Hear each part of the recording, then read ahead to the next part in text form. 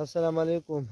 مخکې چې مونږ تاسو ته ویلي وو چې یاره دا کټینګ مونږ کوو د باغ نه، یعنې هغه باغ و او مونږ ترې کټینګ وکړو. اوس همدا دی سټور کوي، شیرولي به لګی دی، دا اوس سټور کوي. دا به په دې طریقه باندې سټور کوي، د پاسه به بیا دا خاوره واچوئ او چې کله سټور شو نو بیا به د هغه نه بعد چې کوم دی پټي ته منتقل کوي او نال به یې کوي. وسلام.